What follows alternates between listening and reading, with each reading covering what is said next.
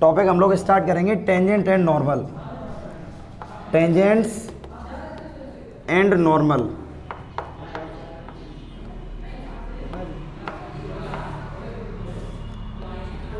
देखो, टेंजेंट और normal topic start करने से पहले हमें क्लास 11th की स्ट्रेट लाइंस के बारे में पता होना चाहिए। तो देखो, स्ट्रेट लाइन की शुरुआत जो हम लोगों ने की थी, तो हमारे पास एक लाइन है,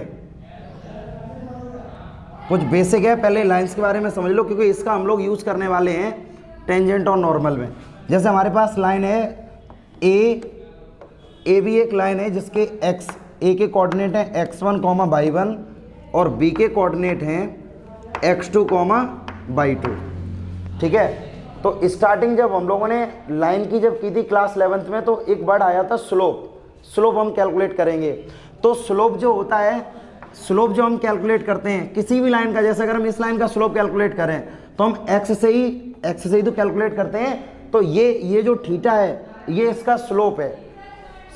तो शुरुआत में जो हम लोगों ने स्लोप का जो फॉर्मूला पढ़ा था, तो पहला फॉर्मूला हमारे पास आया था m = tan थीटा, मतलब ये स्लोप का फॉर्मूला था। ठीक है, m = tan थीटा स्टार्टिंग में।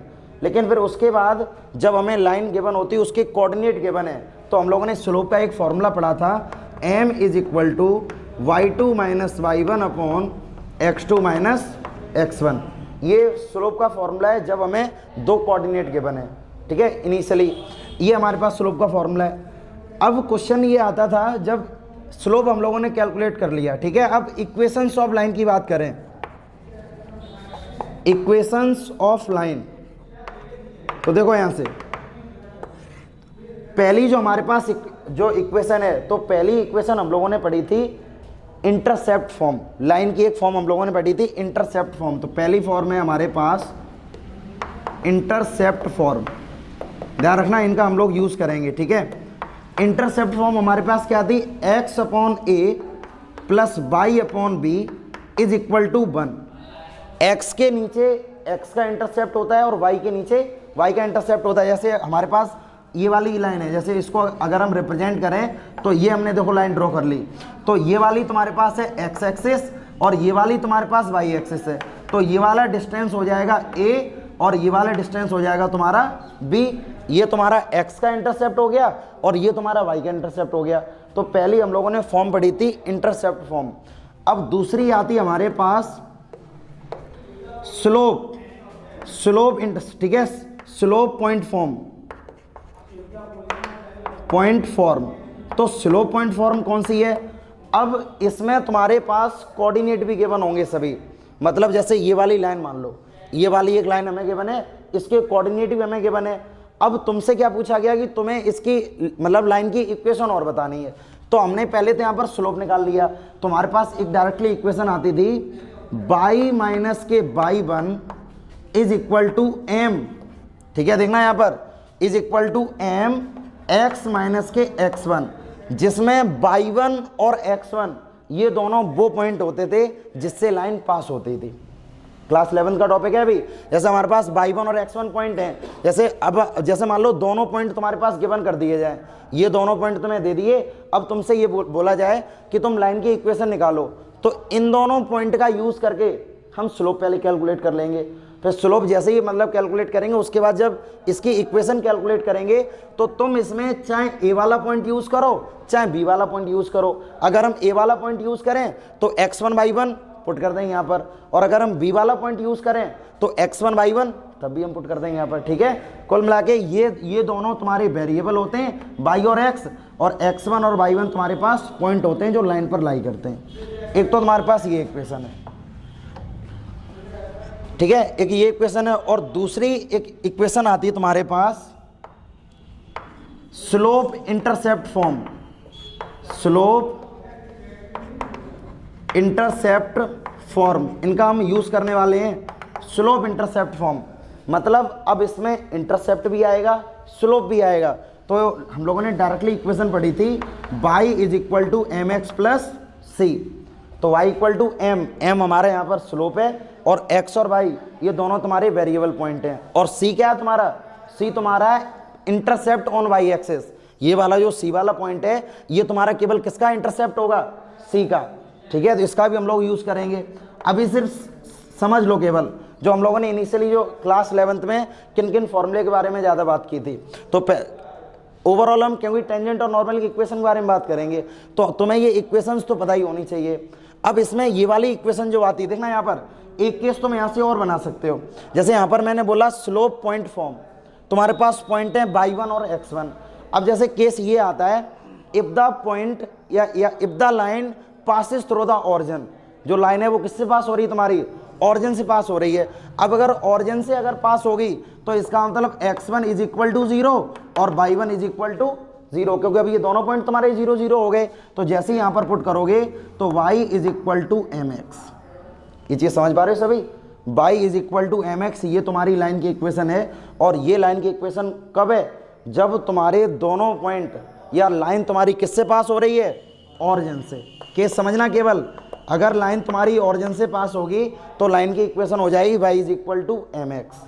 ये इक्वेशन हम जब यूज करेंगे जब तुमसे बोला जाएगा कि बाई एक्सिस पर, और वो भी ये ध्यान रखना positive direction of by axis, मतलब कि जो ऑरिजिन है तुम्हारी, इससे अगर हम ऊपर की तरफ मूवमेंट करेंगे तो ये तुम्हारा इंटरसेप्ट है सी, अगर बोला जाएगा तब हम इसका यूज करेंगे। क्लियर है इतना? देखो इतना करने के बाद अब हमने स्लोप के बारे में बात की है, तो स्लोप का हम लोगों ने रिलेशन भी पढ़ा था। देखो दो केस, जितनी भी हम लोगों ने इक्वेशन सभी पढ़ी थी, सभी इक्वेशंस के बारे में पढ़ लिया 11th क्लास में। देखो दो केस हमारे पास यहाँ पर जनरलाइज हो रहे थे। पहला केस तुम्हारे पास ये था, दोनों लाइन, मान लो ये लाइन तुम्हारे पास AB है और ये वाली लाइन तुम्हारे पास CD है। दो लाइनें AB और CD और दोनों ही आपस में पैरेलल हैं, AB पैरेलल CD। तो जब पैरेलल का केस होता था तो इन दोनों का जो स्लोप है वो आपस में कैसा होगा, इक्वल। मान लो अगर AB का स्लोप अगर m1 है और CD का स्लोप अगर m2 है, तो इसका मतलब m1 is equal to m2।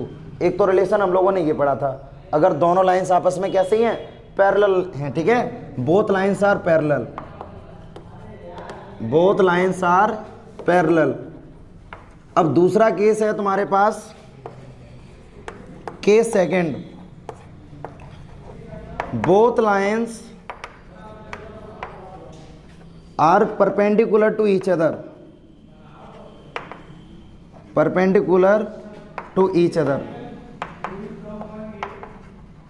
तो देखो जब हम परपेंडिकुलर की बात करेंगे तो परपेंडिकुलर के केस में अगर तुम्हारे पास दो लाइनें हैं जो दोनों एक दूसरे के परपेंडिकुलर हैं, ये वाली लाइन तुम्हारी AB है और ये वाली लाइन तुम्हारे पास CD है, जब ये दोनों लाइन अगर परपेंडिकुलर हैं तो स्लोप का जो प्रोडक्ट होता है m1 multiply m2 is equal to -1।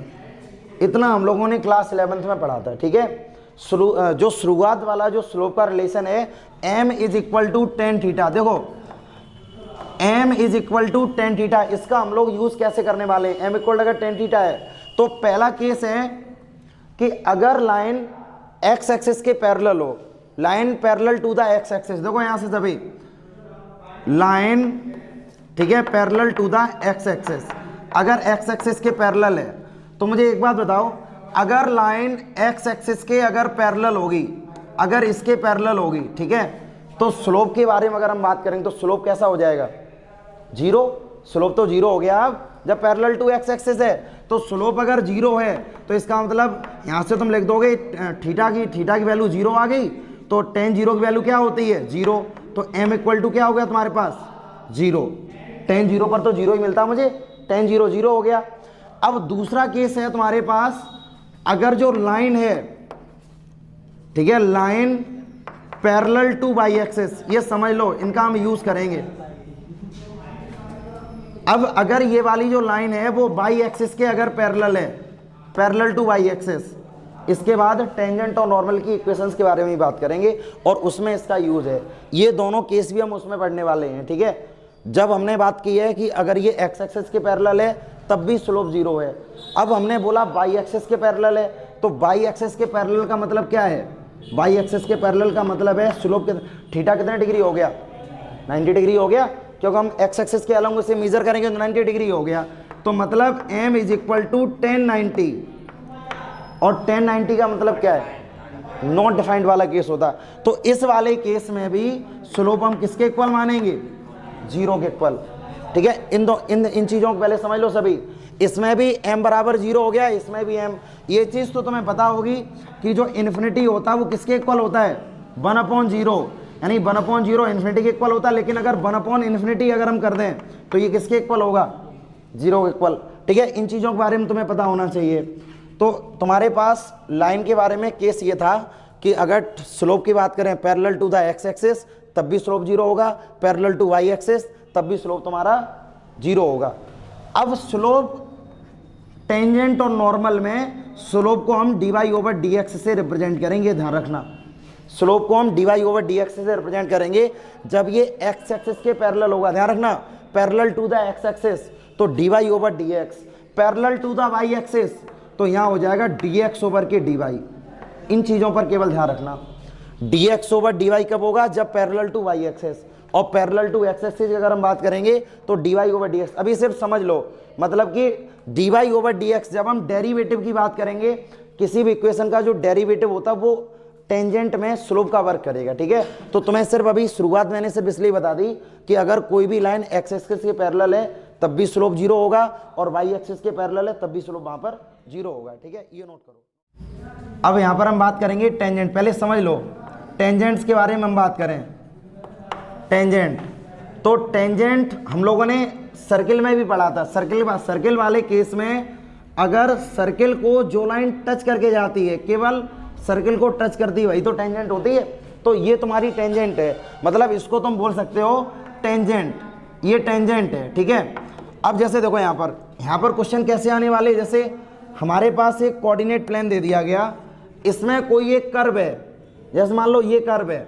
ठीक है, अब इस कर्व को जो लाइन टच करके जाएगी, ये वाली लाइन जो टच करके जाएगी, तो इसको हम बोलेंगे, मतलब ये वाला लाइन हो ए और बी, इसको हम बोलेंगे टेंजेंट। ये तुम्हारे पास टेंजेंट है, क्लियर है इतना, मतलब कि इस कर्व को जो लाइन टच करके जा रही है वो टेंजेंट है।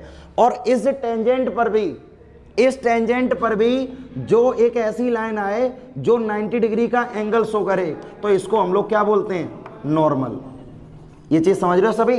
नॉर्मल के बारे में मैंने बात की यहाँ पर कि मतलब कि जो टेंजेंट है वो सर्किल को केवल टच करेगी, तो टेंजेंट पर भी एक ऐसी लाइन जो 90 डिग्री का एंगल शो करे, तो वो वाली लाइन क्या होती है तुम्हारी, नॉर्मल हो गई। बताओ कोई डाउट यहाँ पर, मतलब इसके कोऑर्डिनेट तुम्हें यहाँ पर गिवन कर दिया, जैसे ये वाली एक लाइन है, ये वाली लाइन है, तो इसके कोऑर्डिनेट अगर हम तुम्हें गिवन कर दें x1, y1, और ये हम यहाँ पर कोऑर्डिनेट कर दें x2, y2। अब समझो ये जो कर्व है ये तुम्हारा y के इक्वल होगा, और y किसके इक्वल होता है हमेशा, x के इक्वल।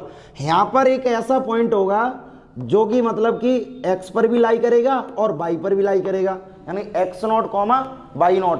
अब ये एक ऐसा पॉइंट है जो कर्व पर भी लाई कर रहा है और किस पर लाई कर रहा है, मतलब लाइन पर भी लाई कर रहा है और कर्व पर भी लाई कर रहा है। तो इसका मतलब ये जो पूरा जो ग्राफ बनेगा, तो ये वाला जो पॉइंट है x0 और y0, ये पॉइंट लाइन पर जितना इफेक्ट करेगा उतना ही किस पर करेगा, कर्व पर करेगा। मतलब कि कर्व को भी सेटिस्फाई करेगा और लाइन को भी सेटिस्फाई करेगा। अब शुरुआत में जब हमसे ये बोला गया इक्वेशन ऑफ लाइन की शुरुआत वाली इक्वेशन क्या है, जैसे अगर मैं यहाँ से ये निकालें, देखा जाए तो ए बी भी तो तुम्हारी एक लाइन है, ए बी एक लाइन है, लेकिन कर्व के अकॉर्डिंग ये टेंजेंट है। अगर मैं सिंपली तुमसे अगर ये बोले equation of line A B, देखना यहां पर equation of line A B, तो हम लोगों ने अभी क्या पढ़ा था, हम लोगों ने पढ़ा था y माइनस के y1 is equal to m x minus के x1। सिंपली हम लोगों ने इतना पढ़ा था। उस बार जो ये वाला स्लोप था, ये वाला स्लोप हमारा किसका था, केवल लाइन का। ये वाला स्लोप हमारा लाइन का है, और ये पॉइंट तुम्हारा ऐसा है, पॉइंट ऑफ कांटेक्ट जिसको हम बोलेंगे, जो कि कर्व पर भी लाई कर रहा है और लाइन पर भी लाई कर रहा है। लेकिन ये स्लोप केवल अभी किसका है, लाइन का स्लोप है।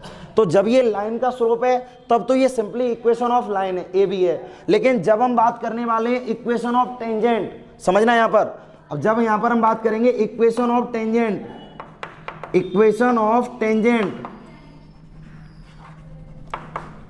ए बी, अब देखना यहां पर जब सिंपली लाइन के बारे में बात की है, तो लाइन का अगर तुम स्लोप निकालोगे तो फॉर्मूला तुम्हारे पास था y2 minus y1 upon x2 minus x1। ये तो लाइन का है।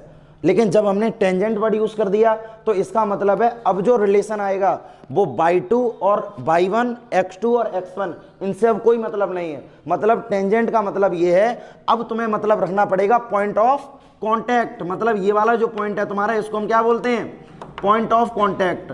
मतलब अब जो तुम स्लोप निकालोगे वो तुम्हारा पॉइंट ऑफ कांटेक्ट का यूज करके ही स्लोप निकालना पड़ेगा, जो कि दोनों को रिलेट करेगा, लाइन को भी और कर्व को भी। तो अब देखो यहां से इक्वेशन वही रहेगी, मतलब y माइनस के y1 is equal to m। अब समझना m, अब ये जो m है वो टोटली डिपेंड किस पर कर रहा है, x0 कॉमा y0, और यहां लिख दो तुम x माइनस के x1। ये ध्यान दो, पहले इधर ये स्लोप हो गया, और जो अभी ये वाला जो स्लोप है वो टोटली किस पर डिपेंड कर रहा है, x0 कॉमा y0। अब यहाँ पर ये क्वेश्चन आता है कि तुम्हारे पास एक लाइन दे दी जाए या एक कर्व दे दिया जाए, तो एक पॉइंट से हम मतलब कि स्लोप कैसे कैलकुलेट करेंगे, एक पॉइंट से हम स्लोप कैसे कैलकुलेट करेंगे। तो मैं तुम्हें बता दूं, यहाँ पर किसी भी लाइन का या किसी भी कर्व का जो डेरिवेटिव होता है, जो किसी भी लाइन का जो डेरिवेटिव होता है वो डायरेक्टली डिपेंडेंट करता है स्लोप पर। आगे प्रूफ भी इसका हम तुम्हें समझाएंगे। तो यहाँ पर इसका मतलब ये है y माइनस के y1 is equal to dy over dx depend on x0 comma y0। Question अभी एग्जाम्पल जब समझाएंगे तब अच्छे समझ में आएगा। देखो ये रहा dy ओवर dx, ठीक है, dy ओवर dx ये किस पर डिपेंड कर रहा है, x0 कॉमा y0। अब देखो इसका मतलब क्या है, मैं इसका मतलब पहले तुम्हें समझाऊं। जैसे मैंने यहां पर तुमसे ये बोला कि y is equal to 4x² plus 3 है, तुम्हारे पास ये एक कर्व है, मतलब ये एक पैराबोला है, क्योंकि क्वाड्रेटिक इक्वेशन है तो पैराबोला बनना है। तो y is equal to 4x² plus का 3 ये दे दिया। जैसे मान लो ये जो कर्व है ये तुम्हारे पास y is equal to 4x² plus 3 है। अब जो x0 और y0 वाले जो पॉइंट हैं, मैंने यहाँ पर ये कर दिया कि x0 बराबर 2 और y0 बराबर 1। मैंने ये अभी मान लिया, क्वेश्चन में दिया जाएगा तुम्हें कि पॉइंट ऑफ कॉन्टैक्ट क्या कोऑर्डिनेट है, तो पॉइंट ऑफ कॉन्टैक्ट हमने ये कोऑर्डिनेट दे दिए। अब तुमसे ये पूछा जाएगा कि इक्वेशन ऑफ टेंजेंट निकालो, तो बाकी तो सब सरल है, बाकी बिल्कुल सरल है, क्योंकि हमारे पास y1 और x1 यही तो होते हैं भाई, x0 और y0, क्योंकि हमें इन दोनों पॉइंट से कोई भी मतलब नहीं, मतलब सिर्फ उस पॉइंट से है जो किस पर लाई कर रहा है, कर्व पर लाई कर रहा है और उस लाइन पर लाई कर रहा है। तो कर्व और लाइन पर क्या लाई कर रहा है, x0 और y0। तो x1 की जगह पर भी तुम x0 रखोगे और y1 की जगह पर भी तुम क्या रखोगे, y0 रखोगे। मतलब अगर तुम थोड़ा सा चेंजमेंट इसमें करना चाहो तो y माइनस के y0 और dy ओवर dx, और किस पर डिपेंड कर रहा है, x0 y0 पर, और यहाँ पर तुम लिख दोगे x माइनस के x0। इतना चेंज कर लो, हमेशा x0 और y0 की वैल्यू यहाँ पर हम पुट करेंगे, ठीक है। अब तुम्हारे पास क्वेश्चन ये था, कर्व तुम्हारे पास ये दे दिया, स्लोप कैसे निकालेंगे। तो देखो यहाँ से तुम डेरिवेटिव करो। मैंने बोला है किसी भी कर्व का जो डेरिवेटिव होता है वो सीधा स्लोप पर डिपेंड करता है। कैसे करता है, तो आगे एक हम प्रूफ इसमें समझाएंगे। तो dy over dx is equal to हो जाएगा तुम्हारे पास 8x, कांस्टेंट का 0 होता है। अब यहाँ पर क्या आ गया, 8x आ गया। तो मैं ये पता है कि ये जो स्लोप है वो मतलब किस कॉन्टैक्ट पर डिपेंड कर रहा है, 2, 1। x0 और y0 की वैल्यू क्या है, 2 और 1। तो x0 का मतलब 2 और y0 का मतलब 1। अब यहाँ पर क्या आ रहा है, सिर्फ x आ रहा है, तो x की वैल्यू यहाँ पर पुट कर दो, मतलब 8 मल्टीप्लाई 2, आंसर कितना आ गया, 16। तो स्लोप की वैल्यू तुम्हारे पास कितनी आ गई, 16। तो इसका मतलब m की जगह पर यहाँ पर तुम रख दोगे, इस पूरे की जगह पर तुम कितना रख दोगे, यहाँ पर 16। मतलब इसी के अकॉर्डिंग हम स्लोप कैलकुलेट करेंगे, और स्लोप होगा वो टोटली किस पर डिपेंड करेगा, हमारा पॉइंट ऑफ कॉन्टैक्ट पर। तो सिर्फ हमें इससे मतलब है, समझ पा रहे हैं इस चीज़ को। मतलब लाइन में और इक्वेशन ऑफ टेंजेंट दोनों मंत्र समझ में आ गया।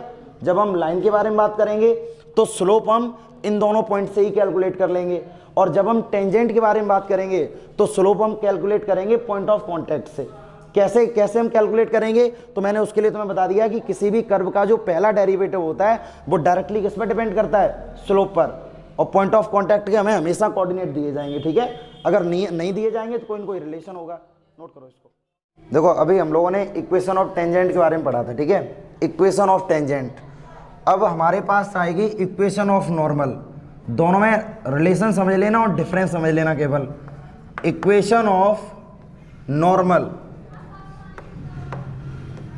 नॉर्मल की जब हम इक्वेशन के बारे में बात करेंगे तो मैंने ये बताया था, एक कर्व हमारे पास होता है, इस कर्व को जो लाइन टच करती है उसको हम लोग क्या बोलते हैं? टेंजेंट। जो लाइन टच करती है उसको हम लोग क्या बोलते हैं? टेंजेंट बोलते हैं। अब टेंजेंट पर भी, ये हमारा पॉइंट ऑफ कांटेक्ट है, अब टेंजेंट पर भी जो लाइन परपेंडिकुलर एक और जो लाइन होती है उसको हम लोग क्या बोलते हैं? नॉर्मल। मतलब तुम्हें एक चीज समझ में आ गई, परपेंडिकुलर जो टेंजेंट और जो नॉर्मल होते हैं वो परपेंडिकुलर होते हैं ईच अदर, दोनों आपस में कैसे होते हैं? परपेंडिकुलर होते हैं। जब ये दोनों परपेंडिकुलर होते हैं तो एक बेसिक लॉजिक हमारे पास क्या है, अगर टेंजेंट का स्लोप अगर m1 है और नॉर्मल का स्लोप अगर m2 है, टेंजेंट का स्लोप अगर m1 है और नॉर्मल का स्लोप अगर m2 है, तो इसका मतलब ये है m1 multiply m2 is equal to -1। -1 क्यों है? क्योंकि टेंजेंट और नॉर्मल दोनों एक दूसरे से कैसे हैं? परपेंडिकुलर है। देखो इक्वेशन में ज़्यादा डिफरेंस नहीं है, इक्वेशन हमेशा वही रहेगी हमारी कि y minus y1 is equal to m, x minus x1 हमेशा ये रहेगी, केवल डिफरेंस आएगा तो सिर्फ स्लोप में। तो स्लोप ही हमें कैलकुलेट करना है। अब m1 किसका स्लोप है? टेंजेंट का। और टेंजेंट का क्या स्लोप होता है? टेंजेंट का स्लोप होता है dy ओवर, ये चीज समझ रहे हो सभी, dy ओवर dx। अब एक पार्टिकुलर कोऑर्डिनेट हमें दे दिए जाते हैं, मान लो x0 और y0 मैंने मान लिया, ये वाले पॉइंट तुम्हारे पास क्या दिए गए? x0 कॉमा y0, ये हमें यहाँ पर पॉइंट दे दिए, multiply m2 is equal to 1। इतना क्लियर है? अब अगर मैं यहाँ से अगर m2 निकालें, देखो -1 चल रहा है यहाँ पर क्योंकि -1 इक्वल में। अब अगर तुम यहाँ से m2 निकालो तो m2 is equal to minus के 1 अपॉन dy ओवर dx, और ये हो जाएगा तुम्हारे पास, एक कोऑर्डिनेट लिख दो x0 कॉमा y0। बताओ यहाँ तक क्लियर है? और m2 का मतलब समझ रहे हो? स्लोप ऑफ नॉर्मल, ये नॉर्मल का स्लोप है। तो अब देखो यहाँ से, तो इसका मतलब ये है, तो m2 बराबर आ जाएगा तुम्हारे पास माइनस का dx ओवर dy, माइनस का dx और x0 कॉमा y0। बताओ किससे कोई डाउट हो तो? ये dx ऊपर चला गया, dx ऊपर चला गया तो dx ओवर dy, तो स्लोप में अंतर समझ में आ गया। टेंजेंट का स्लोप होता है dy ओवर dx और नॉर्मल का स्लोप होता है dx ओवर dy, वो भी निगेटिव। ठीक है, जब भी हम लेके चलेंगे। अब देखो ये तो इसका स्लोप हो गया, तो जब इसका स्लोप अगर ये है, देन इक्वेशन की अगर हम बात करें तो इक्वेशन ऑफ नॉर्मल, तो इक्वेशन ऑफ नॉर्मल, बाकी कुछ भी चेंज नहीं आना, बाकी कुछ भी चेंज नहीं है, y माइनस के y0, क्योंकि हम लोग पॉइंट ऑफ कॉन्टैक्ट के बारे में बात करेंगे। तो y minus y0 is equal to, देखना यहाँ पर, इज इक्वल टू माइनस के dx ओवर dy, और ये किस पर है? x0 कॉमा y0, और यहाँ हो जाएगा तुम्हारे पास x कॉमा x0। बताओ किसी कोई डाउट है यहाँ पर? ये हो गई इक्वेशन ऑफ नॉर्मल। टेंजेंट की इक्वेशन और नॉर्मल इक्वेशन में अंतर समझ में आ गया। बाकी सब सेम है, केवल डिफरेंस किसमें? स्लोप में। कि मतलब अगर हम टेंजेंट का स्लोप निकालेंगे तो differentiate with respect to x, और नॉर्मल का अगर निकालेंगे तो differentiate with respect to y। ये है नॉर्मल, तो ये है इक्वेशन ऑफ नॉर्मल। देखो एक चीज इसमें और हम बता दें तुम्हें, कभी कभी एक इसमें वर्ड यूज होगा ऑर्थोगोनल कर्व। मतलब तुमसे बोला जाएगा कि दो कर्व हैं, दोनों ही ऑर्थोगोनल कर्व हैं, तो ऑर्थोगोनल का मतलब सिर्फ समझ लो। ठीक है, तो ऑर्थोगोनल कर्व का क्या मतलब है? जैसे देखो दो कर्व है हमारे पास, एक ये कर्व है और एक ये कर्व है। समझना पहले तक, ये दो कर्व है मेरे पास, दोनों कर्व आपस में इस तरह से इंटरसेक्ट होते हैं कि दोनों मतलब जो कर्व हैं, देखना एक स्मॉल डिस्टेंस केवल ले रहे हैं, ज़्यादा बड़ी डिस्टेंस नहीं, एक ये डिस्टेंस और एक ये डिस्टेंस। यहाँ पर एंगल हमें कितने डिग्री मिल जाए? 90 डिग्री। मतलब दोनों कर्व आपस में इंटरसेक्ट होते हैं at right angle. Right angle पर अगर दोनों इंटरसेक्ट होते हैं तो उन कर्व को हम कौन से कर्व बोलते हैं? Orthogonal curve. ये चीज़ समझ में आ गई? ये कर्व हमारे क्या होते हैं? Orthogonal curve. और इनका हम लोग यूज सिर्फ, ये चीज़ मैं बता रहा हूँ, इसका यूज हम करते हैं स्लोप के लिए। आगे समझ में आएगा ऑर्थोगोनल का मतलब क्या है। सिर्फ अभी इतना समझ लो, अगर ऑर्थोगोनल कर्व कहीं पर भी यूज होगा तो दो कर्व को हम इस तरह से इंटरसेक्ट करेंगे कि एंगल हमें कितने डिग्री मिल जाए? 90 डिग्री मिल जाए। क्लियर है इतना? देखो एक इसमें एक नया कॉन्सेप्ट केवल ये आता है,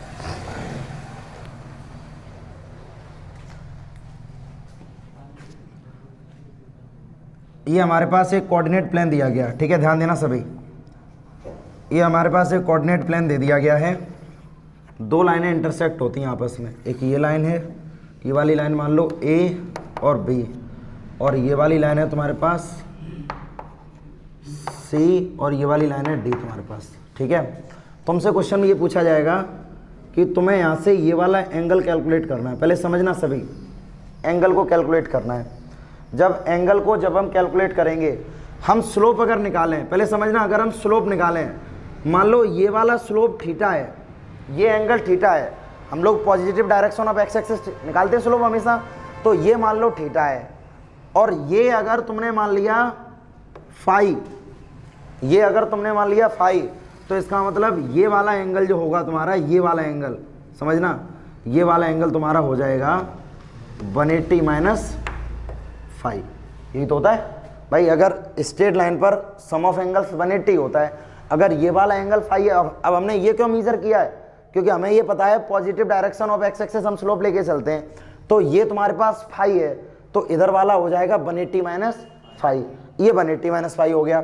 अब हम इसकी बात करें, इस वाले एंगल की बात करें, तो देखो sum of angle of a triangle कितना होता है, 180 होता है, मतलब थीटा प्लस 180 माइनस फाई और प्लस ये वाला एंगल इज इक्वल टू 180। 180 से 180 कैंसिल आउट हो गया, 180 से 180 हम कैंसिल आउट करते हैं। पहले समझना, मान लो इस वाले एंगल को अगर तुमने x मान लिया, तो इसका मतलब x प्लस थीटा, ठीक है, प्लस 180 डिग्री माइनस के फाई इज इक्वल टू हो गया तुम्हारे पास 180। देखो एक ये वाला एंगल x है, ये वाला एंगल थीटा है, और ये वाला एंगल 180 माइनस फाई है, तो 180 से 180 को अगर हम कैंसिल आउट कर दें, तो x इक्वल तुम्हारे पास हो जाएगा फाई माइनस के थीटा। ये x इक्वल कितना आ गया तुम्हारे पास, फाई माइनस का थीटा। बताओ ये चीज़ समझ में आ गई सभी को? मतलब ये है कि तुम्हारे पास जो x है, x किसके इक्वल है, x है तुम्हारे पास फाई माइनस के theta, x equal to phi minus के थीटा। अब तुम्हें क्या कैलकुलेट करना है, तुम्हें x ही कैलकुलेट करना है। अब इसमें भी तुम्हें दो बातें समझ में आनी चाहिए, जो थीटा है तुम्हारे पास m1 बराबर है थीटा और m2 बराबर है तुम्हारे पास फाई, मतलब ये स्लोप है तुम्हारा AB का और ये स्लोप है तुम्हारा CD का। भाई यही तो होगा तुम्हारे पास। जो m1 है तुम्हारे पास, जैसे हम यहाँ पर m1 की बात करें, m1 तुम्हारा स्लोप किसका है, m1 स्लोप तुम्हारा किसका है, AB का है, और m2 स्लोप किसका तुम्हारा। लेकिन यहाँ पर हम क्या लेके चलते हैं, मान लो यहाँ पर मैं लेके चला tan थीटा, तो यहाँ पर हम क्या लेके चलेंगे, tan फाई। यही तो मतलब होता है स्लोप का, tan थीटा स्लोप होता है। तो जब एंगल थीटा है तो tan थीटा, एंगल जब फाई है तो tan फाई। ये तुमने यहाँ पर स्लोप इनके लिख दिए। अब देखो तुमने ये देखा कि इनका तुम्हें यूज करना है, क्योंकि तुम यहाँ पर एंगल को कैलकुलेट करोगे इन टर्म ऑफ स्लोप की फॉर्म में तुम इनको कैलकुलेट करोगे। तो तुमने देखा ये हम जब कैलकुलेट कर सकते हैं जब हमारे पास tan थीटा है या tan फाई है। तो तुमने यहाँ पर क्या लिखा, तुमने यहाँ पर लिख दिया taking tan on both side, तुम दोनों तरफ यहाँ पर tan लेके चलो, तो ये हो जाएगा तुम्हारे पास tan x is equal to tan bracket में फाई माइनस के थीटा। तो यानी कि tan x is equal to tan a minus B. tan a minus B की प्रॉपर्टी क्या होती है, tan a माइनस के tan b, ये फाई है यहाँ पर, tan a माइनस के tan b अपॉन 1 प्लस के tan a tan b। बताओ यहाँ तक किसी कोई डाउट हो? प्रॉपर्टी हमने यहाँ पर यूज कर दी। अब तुम देखो यहाँ से tan फाई तुम्हारा किसके इक्वल है, m2 के इक्वल है, और tan थीटा किसके इक्वल है, इनको रिप्लेस करो यहाँ पर, यानी ये हो जाएगा तुम्हारे पास tan x is equal to tan phi का मतलब है m2 माइनस के m1 अपॉन 1 प्लस के m1 m2। यानी अगर तुम यहाँ से थीटा अगर निकालोगे तो ये हो जाएगा tan इनवर्स m2 माइनस के m1 अपॉन 1 प्लस के m1 m2। ये देखो ये वाला फॉर्मूला मैंने तुम्हें सिर्फ इसलिए बता दिया है, अगर दो लाइनें आपस में इंटरसेक्ट होंगी तो तुमसे ये पूछा जाएगा calculate the angle between them, जो उनके बीच में जो एंगल बनेगा वो अगर तुम्हें कैलकुलेट करना होगा तो तुम्हें उन दोनों लाइन का स्लोप गिवन होगा। स्लोप अगर गिवन होगा तो थीटा, ये हमने एक्स एंगल मान लिया यहाँ पर, तो एक्स यहाँ पर है तो एंगल किसके इक्वल हो जाएगा directly, tan inverse m2 minus m1 upon 1 plus m1 m2। इनकी वैल्यू पुट कर लोगे, tan इनवर्स में कोई ना कोई ऐसी वैल्यू आएगी जो tan में लाई कर रही होगी, वहां से थीटा निकल आएगा। ठीक है, नोट करो इसको।